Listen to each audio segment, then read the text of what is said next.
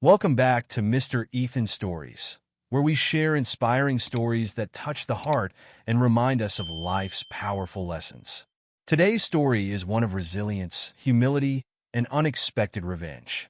Imagine walking into a place where you're judged solely by your appearance, ignored, dismissed, and humiliated. That's exactly what happened to Bill Gates, a quiet elderly man with a heart full of kindness and a fortune most people couldn't imagine. But here's the twist. The very people who looked down on him were about to have their lives turned upside down.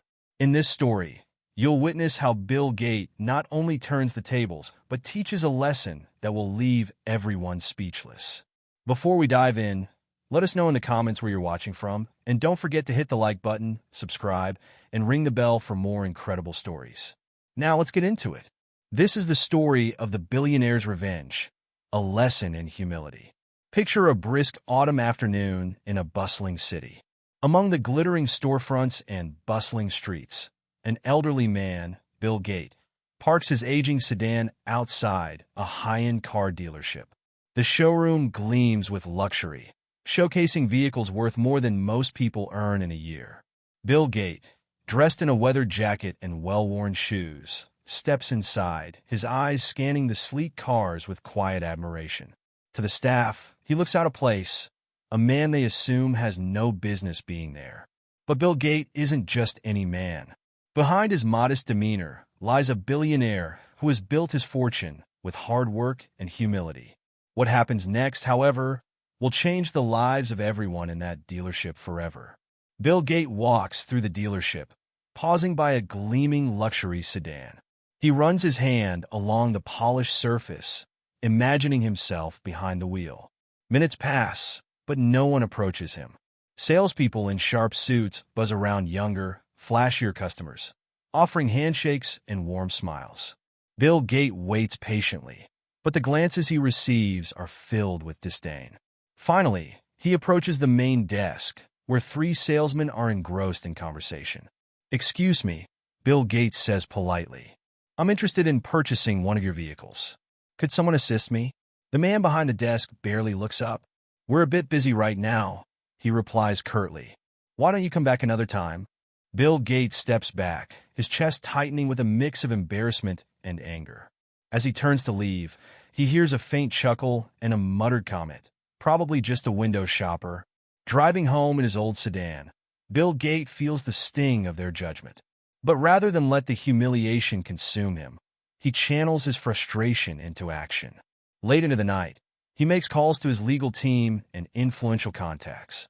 By morning, Bill Gates has secured the funds and connections needed to purchase the dealership outright. The next morning, Bill Gates returns to the dealership. This time, he isn't a customer. As he steps through the glass doors, the staff glance his way, their expressions a mix of recognition and indifference. The general manager, Tom, approaches with a forced smile. "Good morning, sir. How can we assist you today?" Bill Gates hands him a thick envelope. "I'm not here to buy a car," he says, his tone steady. "I'm here as your new boss." Tom's face pales as he scans the documents. Whispers ripple through the showroom as the other staff realize what's happening. The man they had dismissed as insignificant now owns the dealership. Gathering the staff, Bill Gates addresses them with calm authority. "Yesterday, I came here as a potential customer. I was ignored, judged, and disrespected because of my appearance. What you didn't know is that I've spent decades building a fortune, not by flaunting my wealth, but by treating every person with respect." He pauses, his gaze sweeping across the room. "That culture ends today. As of now, I'm the owner of this dealership and things are going to change." Bill Gates begins calling out names, firing the employees who had mocked or dismissed him. "Tom," he says, turning to the manager, "your leadership has allowed this toxic environment to thrive. You're fired." The remaining staff, those who had treated all customers with kindness and fairness, are rewarded with promotions. Bill Gates hires a new team, ensuring they understand the importance of respect and humility. Under Bill Gates' leadership, the dealership undergoes a complete transformation. The flashy arrogance is replaced with genuine customer service. Word spreads quickly, and the dealership becomes renowned for its integrity. One afternoon, a young salesman who had been kind to Bill Gates the day before approaches him. "Mr. Bill Gates," he says, "I want to thank you for giving me this opportunity. I've learned so much already." Bill Gates smiles. Kindness always finds its way back. Remember that. Bill Gates stands outside the dealership, now thriving under his ownership.